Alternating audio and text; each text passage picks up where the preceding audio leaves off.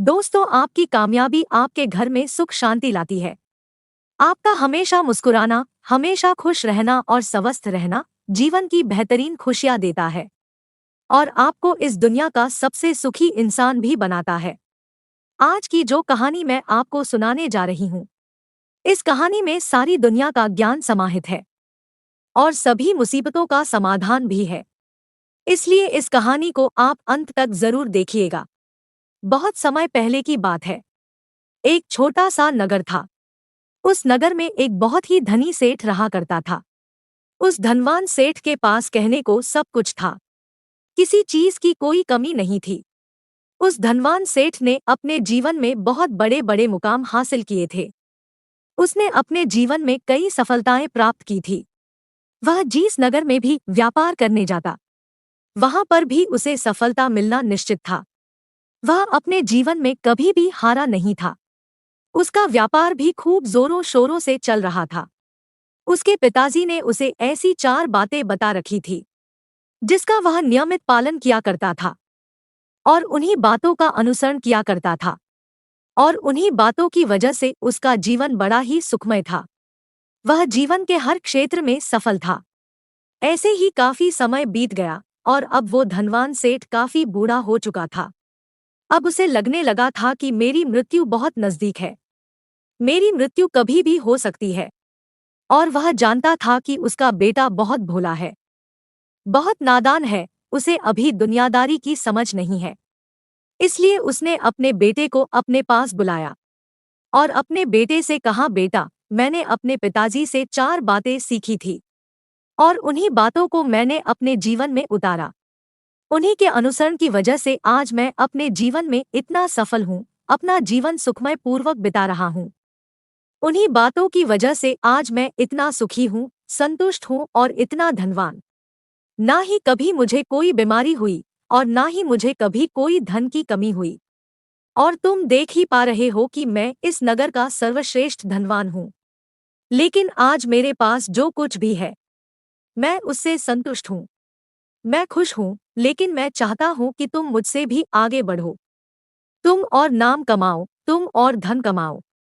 लोग तुम्हारे बारे में जाने, तुम्हें पहचाने, क्योंकि हमारा समय कुछ और था और तुम्हारा आने वाला समय कुछ और ही है।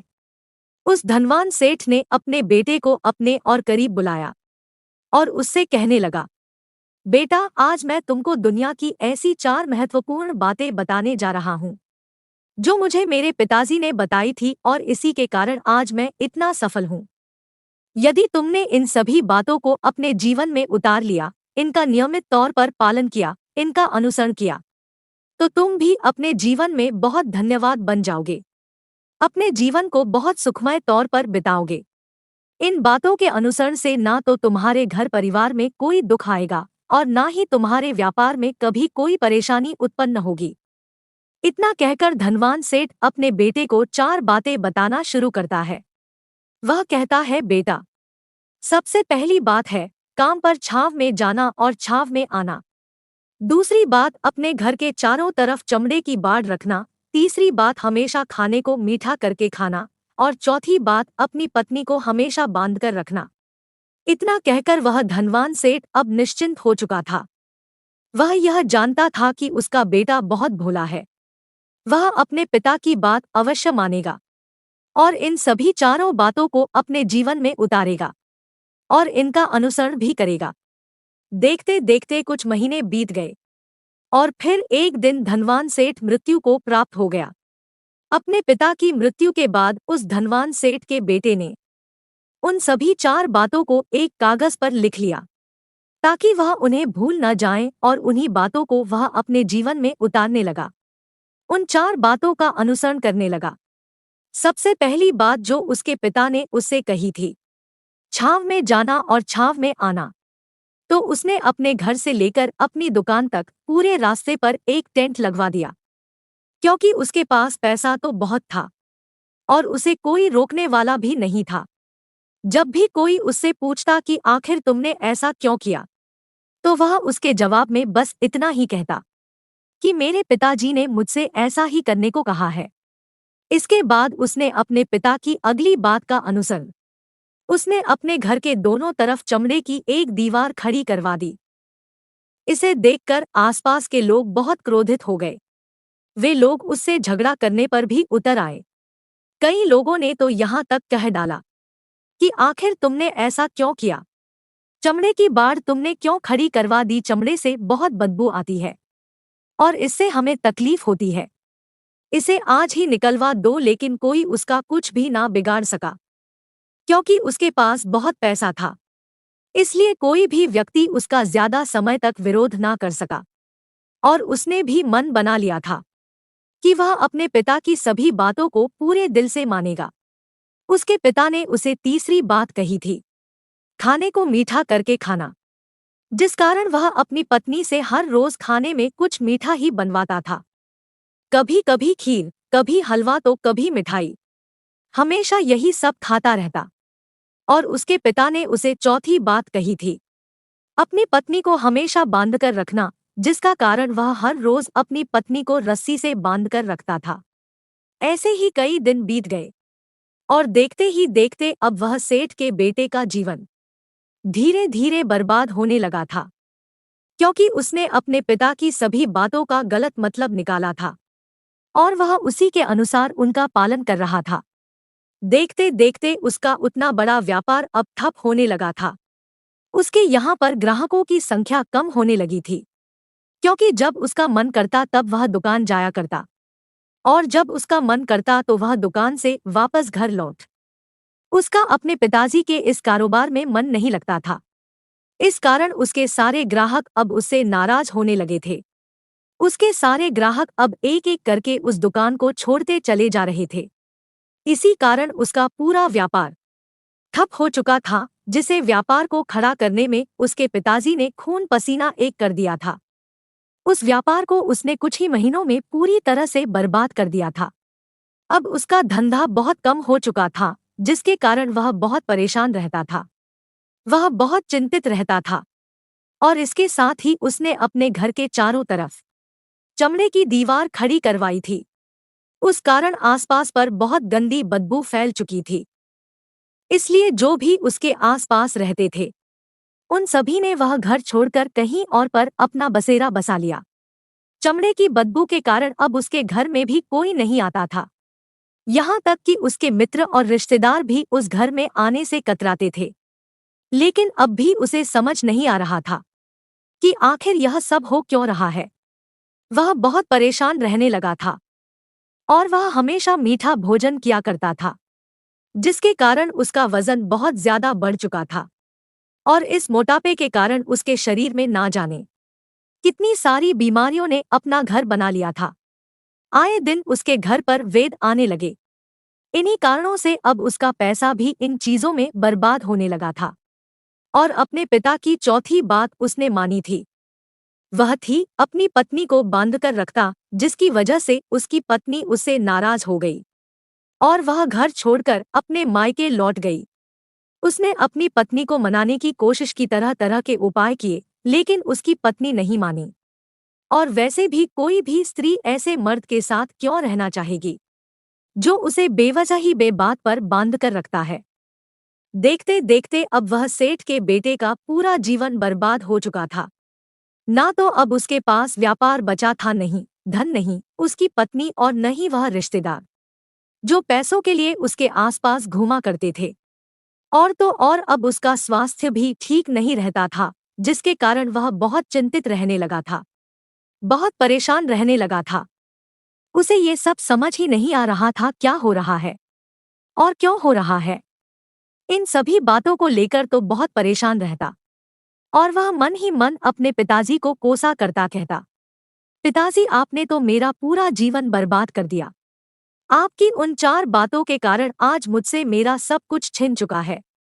ना तो मेरे पास व्यापार रहा, नहीं धन दौलत, नहीं वह रिश्तेदार, नहीं मेरी पत्नी, और यहाँ तक कि मेरे स्वास्थ्य ने भी मेरा साथ छोड़ दिया है।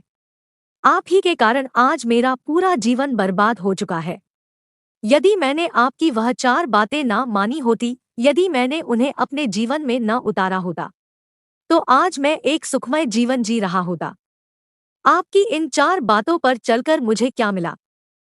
मैंने एक आज्ञाकारी बेटे की तरह आपकी सारी बातें भली भांति मानी, उन पर यकीन किया, उनका अनुसरण किया, लेकिन मैं ही मूर्ख था जो मैंने आपकी उन बातों पर आंख बंद करके यकीन कर लिया। इतना कहकर वह फूट फूट कर रोने लगा। तभी उसे एक दिन पता चला कि उसके पास के नगर में एक साधु आए हुए हैं और वह साधु सभी की समस्याओं का हल बताते हैं। चाहे कैसी भी समस्या हो, वह उसका निवारण अवश्य करते। यह सुनकर उसने सोचा कि चलो एक बार मिलकर देखता हूँ, हो सकता है कि मेरी भी समस्या का समाधान मुझे मिल जाए। इस आशा के साथ वह उन साधु के पास पहुंचा। वहां पहुंचकर सीधा उनके चरणों में जा गिरा और जोर जोर से रोने लगा। वह कहने लगा, हे गुरुवर, अब आप ही मुझे बचा सकते हैं। मेरे पिताजी ने तो मेरा पूरा जीवन बर्बाद करके रख दिया। आज मेरी जो भी स्थिति है, वह सब मेरे पिताजी के कारण ही है। मेरे पिताजी ने मुझे जैसा कहा, मैंने वैसा ही किया। हमेशा एक अच्छे बेटे की तरह उनकी सारी बातें मानी, अपने सारे फर्ज निभाए, और देखिए मेरे पिताजी ने मेरे साथ क्या किया। मरते मरते भी वह मुझे गलत बात सिखा गए और उसका खामियाजा मुझे आज भुगतना पड़ रहा है, क्योंकि मैंने उनकी सभी बातों को अपने जीवन में उतारा, उनका अनुसरण किया, और देखिए आज मेरे साथ क्या हो गया। मेरा तो पूरा जीवन ही बर्बाद हो गया। मैं अब तक यह नहीं समझ पाया कि मेरे पिताजी ने मेरे साथ ऐसा क्यों किया। क्या मैंने उनके साथ कुछ गलत किया था? इतना कहकर वह उन साधुओं के सामने और भी जोर जोर से रोने लगा। तभी वह साधु महाराज उस सेठ के बेटे से कहते हैं, बेटा चुप हो जाओ, पहले मुझे अपनी सारी बात तो बताओ। आखिर तुम्हारे साथ क्या हुआ है? तुम इस तरह से क्यों रो रहे हो? तुम्हारी इस परेशानी का क्या कारण है? उन साधु के इतना कहने पर उस सेठ के बेटे ने पर्ची उन साधु के हाथ में रख दी, जो उसने अपने पिता की मृत्यु के बाद लिख रखी थी, जिसमें उसने अपने पिता की चारों बातें लिखी थी। उन साधु ने पर्ची ली और उसे पढ़ने लगे, और उन्होंने जैसे ही वह पढ़ा, वह जोर जोर से हंसने लगे। और वह उस सेठ के बेटे से कहते हैं, तुम कितने बड़े मूर्ख हो, तुम्हारे पिता ने तो तुम्हें दुनिया का सारा ज्ञान दे दिया, लेकिन तुम उसे समझ नहीं पाए, तुम उसका सही तरह से पालन नहीं कर पाए, और कहते हो कि तुम्हारे पिता ने तुम्हें गलत राह दिखाई है, तुमने गलत संदेश दिया है। तुम्हारे पिताजी तो तुम्हारी परीक्षा ले रहे थे कि तुम उनकी बातों को समझ पाते हो या नहीं, तुम उनकी बातों का सही मतलब निकाल पाते हो या नहीं। यदि वह चाहते तो इसका मतलब तुम्हें अच्छी तरह से बता सकते थे, लेकिन वह चाहते थे कि तुम इन बातों का मतलब खुद से जानो, खुद से समझो कि इन बातों का क्या अर्थ है।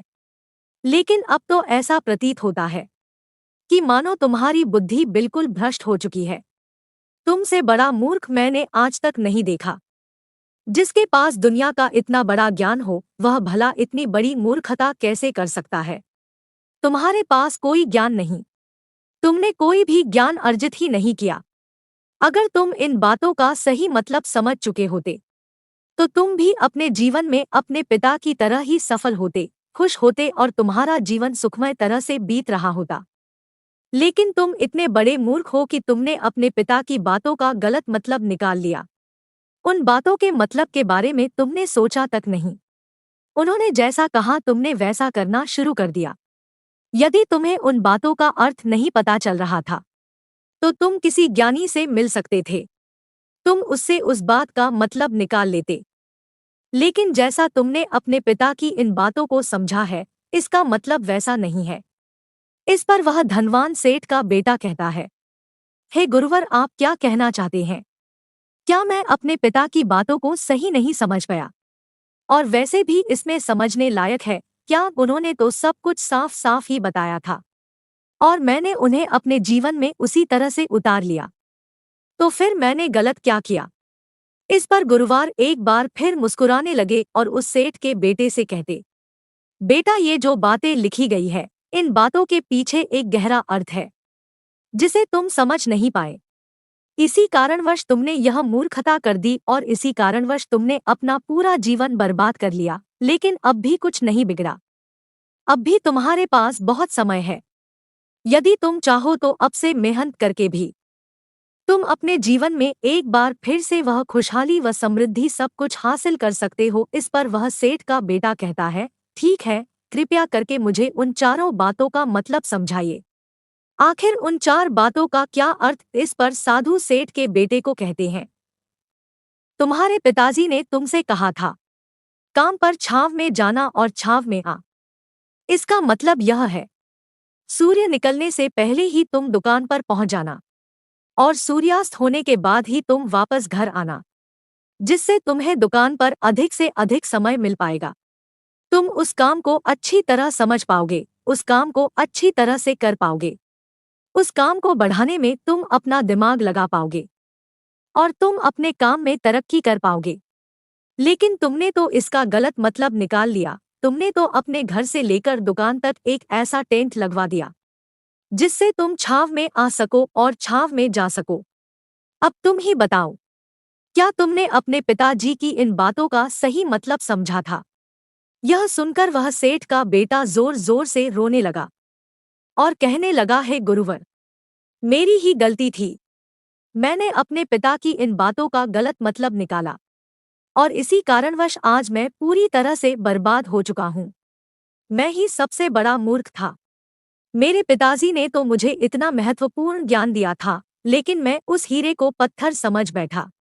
आगे वह सेठ का बेटा उन गुरुवार से कहता है कि गुरुवार दूसरी बात क्या है, उसका अर्थ क्या है?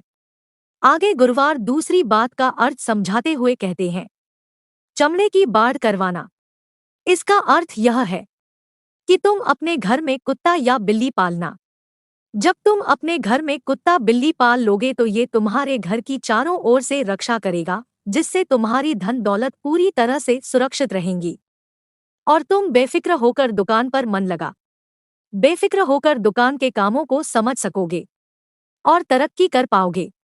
और तो और तुम्हारे मन में कभी यह भी डर नहीं होगा कि कहीं कोई चोर आकर मेरी संपत्ति में चुरा ना ले। चमड़े की बाड़ करवाने का असली मतलब यह है, लेकिन तुमने तो चमड़े की बाड़ करवाने का मतलब कुछ और ही निकाल दिया।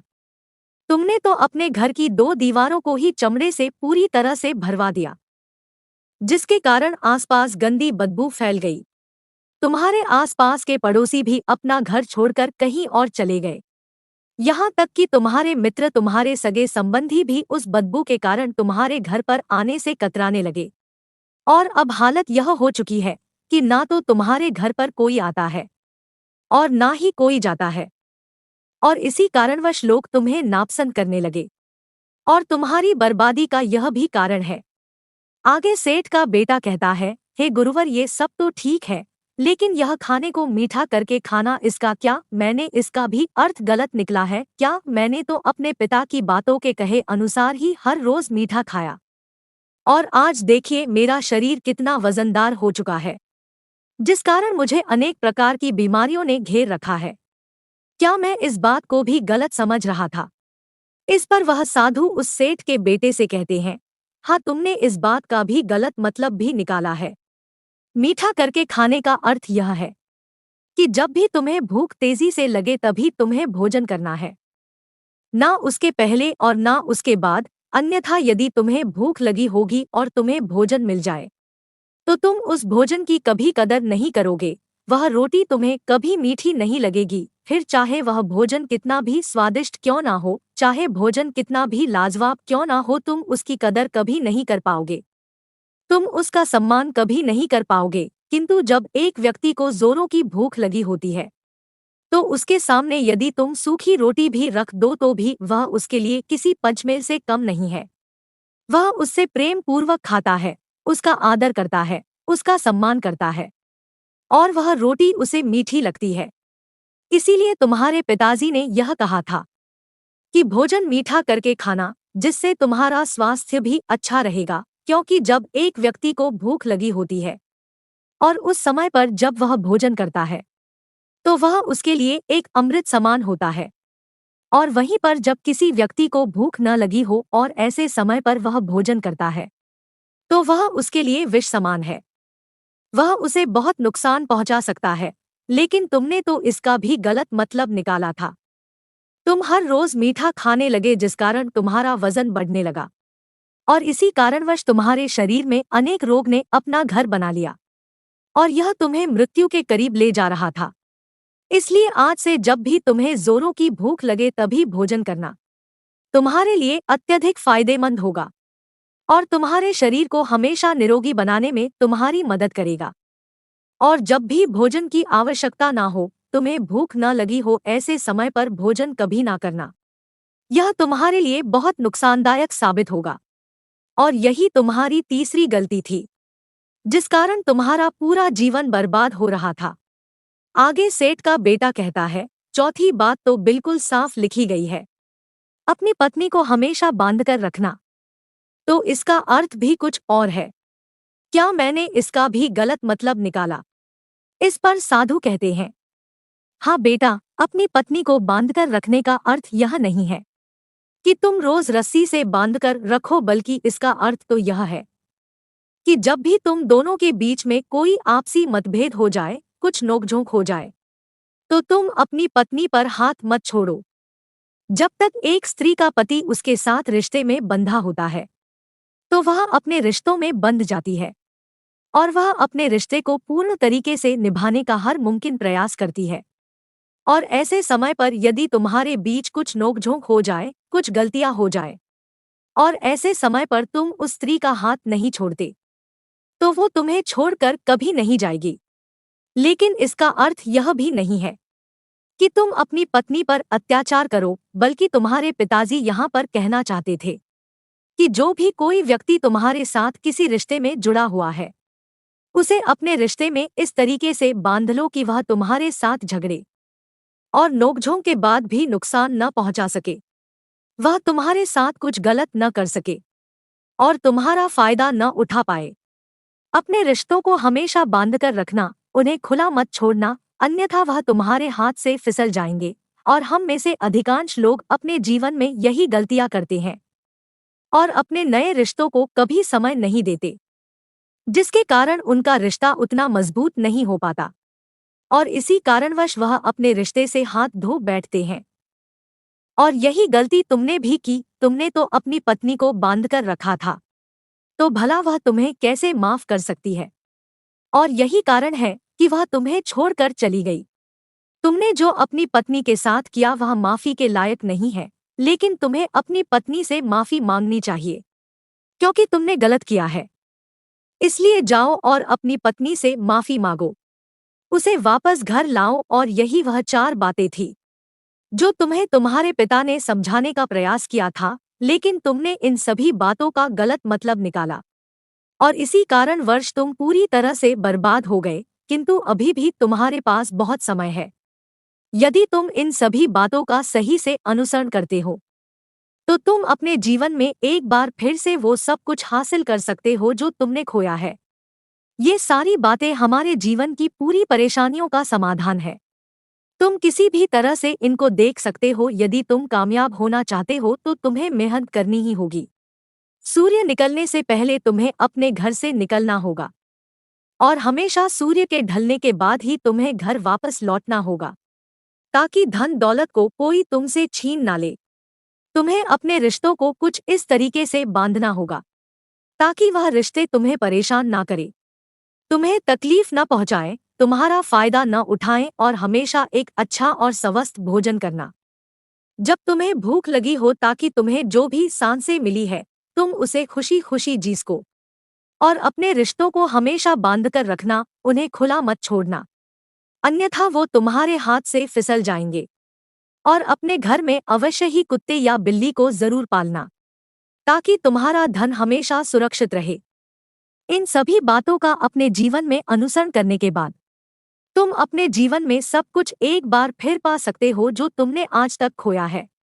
और हो सकता है कि तुम इससे भी अधिक उन्नति कर पाओ, इससे भी अधिक समृद्धि पा सके, अपने जीवन को खुशहाल और सुखमय बना सके। इतना कहकर साधु शांत हो गए और सेठ का बेटा भी अपनी सभी गलतियों को समझ चुका था। उसने उन गुरु को प्रणाम किया और वापस अपने घर लौट गया।